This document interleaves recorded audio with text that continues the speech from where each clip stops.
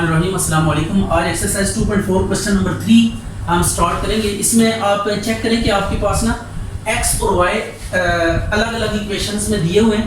तो इस तरह की जो आपके पास फंक्शंस होते हैं उन्हें पैरामीट्रिक इक्वेशंस कहते हैं। ये देखें x की एक अलग इक्वेशन है, y की अलग इक्वेशन है। जब भी आपको इस तरह x और y सेपरेट इक्वेशंस में दिए हुए हों, ऐसी इक्वेशंस को हम कहते हैं कि ये पैरामीट्रिक इक्वेशंस है विद पैरामीटर थीटा। तो अब चूंकि दोनों में कॉमन पैरामीटर थीटा है, तो ये जो x और y की वैल्यूज ये डिपेंड कर रही है थीटा के ऊपर। तो अब थीटा यहाँ पे एज अ वेरिएबल ट्रीट होगा, ठीक है, क्योंकि ये पैरामीटर है। तो जो पैरामीटर होता है उसको हम एज अ वेरिएबल ट्रीट करते हैं।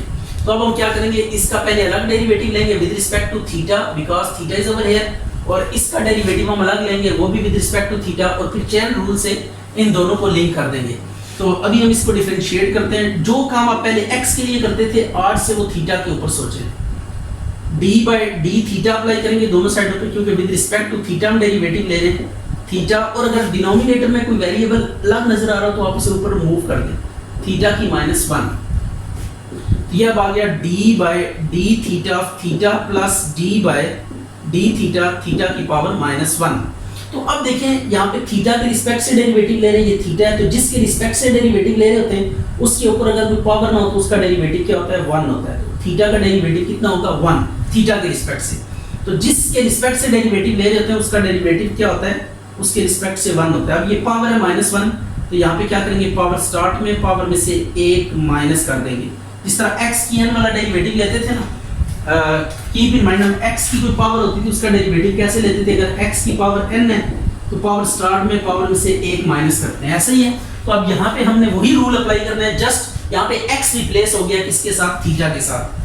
तो 1 माइनस थीटा की -2, आप इसको रीअरेंज कर सकते हैं, नीचे ले जाए इसको, थीटा स्क्वायर हो गया, एलसीएम लेंगे तो थीटा स्क्वायर -1, तो ये dx/d थीटा आ गया।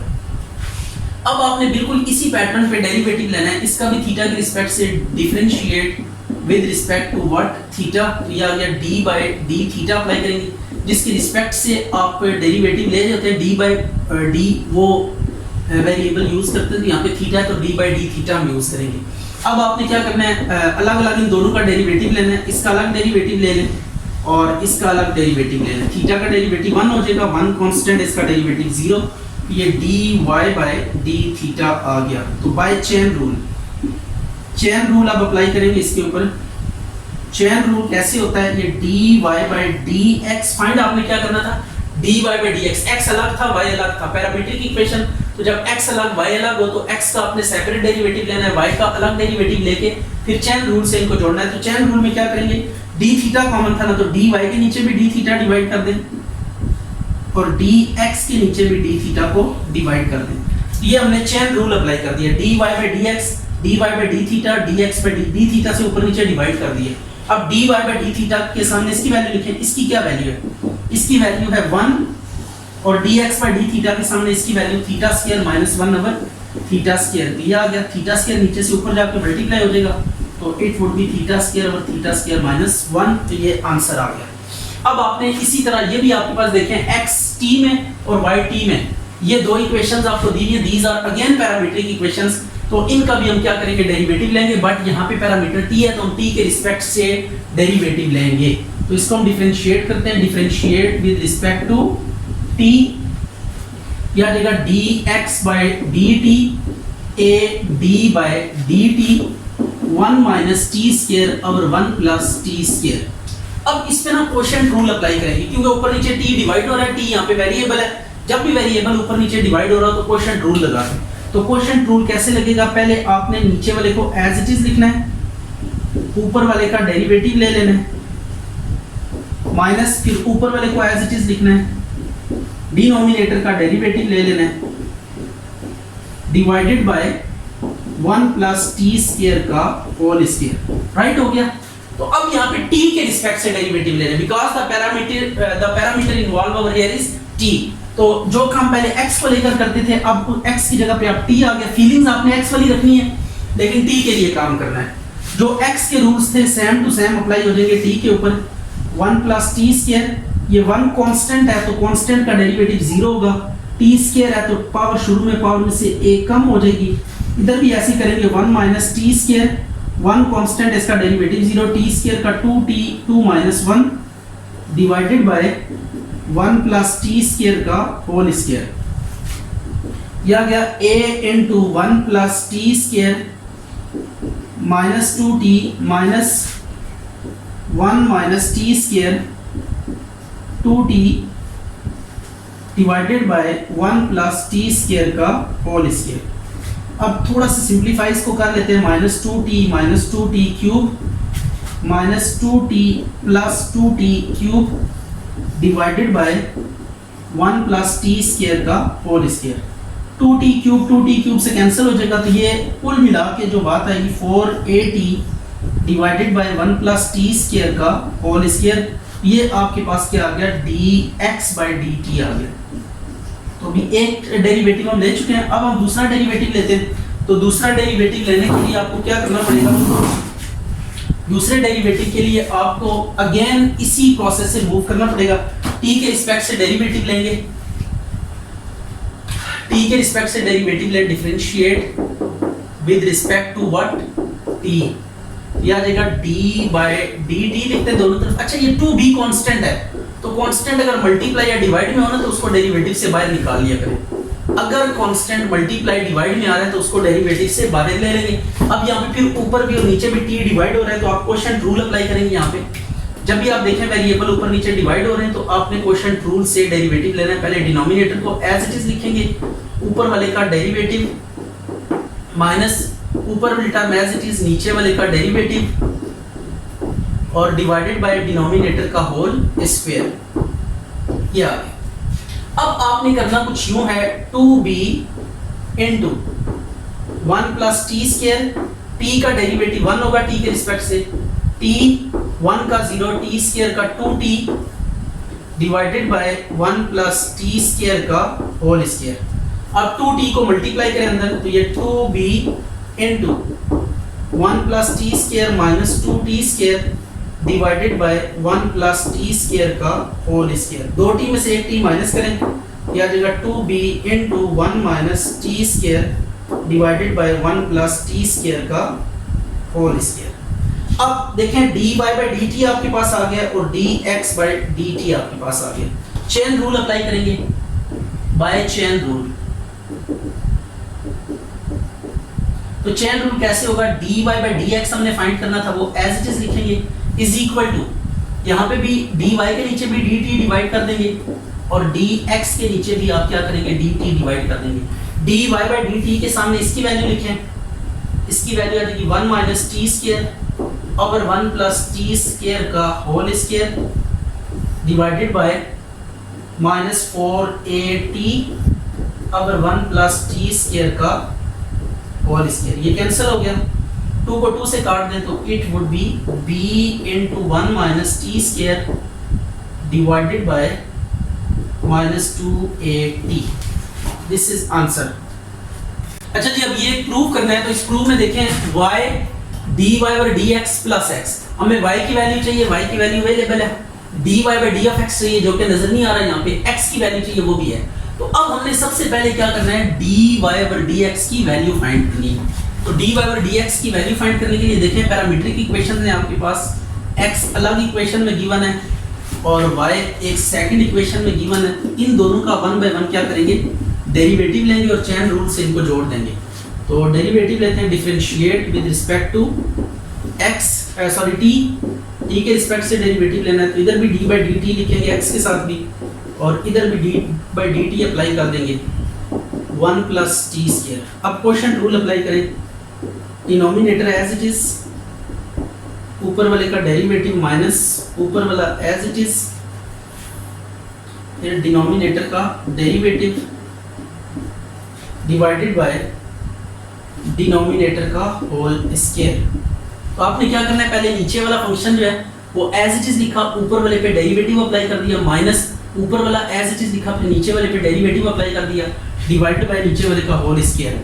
अब ये आ जाएगा 1 प्लस टी स्क्वायर, 1 का डेरिवेटिव 0 होगा, टी स्क्वायर का 2t हो जाएगा, इधर आ जाएगा 1 माइनस टी स्क्वायर 1 का डेरिवेटिव 0, टी स्क्वायर का 2t divided by 1 plus T square का होल स्क्वायर। तो अब ये आ जाएगा -2t cube minus 2t plus 2t का cube divided by 1 plus T square का होल स्क्वायर। ये कैंसिल हो गया, तो -2t कितना आ जाएगा -4t और 1 प्लस टी स्क्वायर का होल स्क्वायर। ये आपके पास आ गया dx/dt। अब आपने y का भी इसी तरह डेरिवेटिव लेना है with respect to t, differentiate with respect to t। यह आ जाएगा dy/dt is equal to 2 constant multiply हो रहा है, बाहर लिखेंगे डेरिवेटिव से t ओवर 1 प्लस t का स्क्वायर। क्वोशिएंट रूल ऊपर नीचे t डिवाइड हो रहा है तो नीचे वाले फंक्शन को एज इट इज लिखना है, ऊपर वाले का डेरिवेटिव ले लेना है, माइनस ऊपर वाला फंक्शन एज इट इज, नीचे वाले का डेरिवेटिव और डिवाइडेड बाय डिनोमिनेटर का होल स्क्वायर।